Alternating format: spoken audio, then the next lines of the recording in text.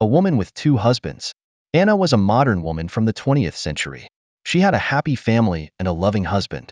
But one accidental adventure turned everything into a mirage. Anna found herself transported 200 years into the past. Although she settled into a peaceful life there for a while, she was wanted for questioning because of her suspicious identity.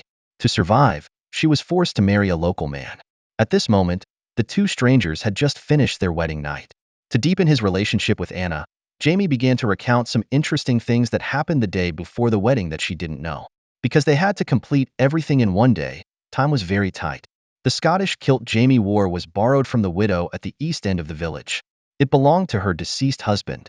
Dougal grabbed the sleepy priest to officiate at the wedding, but the priest said that the newlyweds had to recite the Bible continuously for 3 weeks before they could be considered married. Under Dougal's coercion and inducement, the priest finally compromised. Rupert and Angus were responsible for the wedding rings. At Jamie's instruction, they forged the rings from the handles of old keys.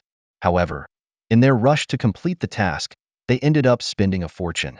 The accountant, Ned, went to the brothel to find a dress for Anna. When he took out a large bag of gold coins, he was surrounded by a group of women. Eventually, he was taken to an upstairs room. Anna couldn't stop laughing as she listened to Jamie's recounting. She didn't believe for a second that old Ned had actually stayed the night there. Jamie assured her that one of the women from the brothel had indeed been at the wedding earlier that day. Anna had no idea how much had happened in just 24 hours. To her, the day had been a blur. She remembered being woken up groggily that morning. During the ceremony, it felt as if time had frozen. Yet, there was one small secret she hadn't told Jamie. Anna had quietly hidden her wedding ring from her previous life.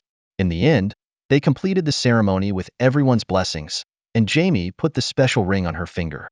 Late at night, Anna went downstairs alone to get some wine. Dougal told her that the danger had temporarily passed. Then, he abruptly changed the subject, praising her for fulfilling her duties as a wife. It needn't stop you from sampling other pleasures. Anna, of course, understood the implication behind his words. She responded firmly, reminding him that she was Jamie's wife, and Dougal was Jamie's uncle. Just then, Rupert entered, and Anna seized the opportunity to slip away. Before leaving, she thanked Rupert for preparing the ring. Watching Anna depart, Rupert approached Dougal slowly. Young Jamie, you don't have much experience, but that one looks well written. What was that for? Dougal ordered him to clean out the stables, and Rupert reluctantly complied. Anna witnessed the entire exchange. The next morning, Jamie woke up early and went downstairs for breakfast. Meanwhile, as Anna was getting dressed, her wedding ring fell to the floor. She picked it up and slid it back onto her left ring finger.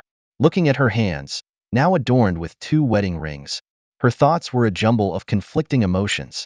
Meanwhile, in the modern world, more than 3 months had passed since Anna's disappearance. Frank, her husband, had been pressuring the police every single day. The police chief, pushed to his limits, finally lost his patience. We've searched over 100 square miles of wilderness.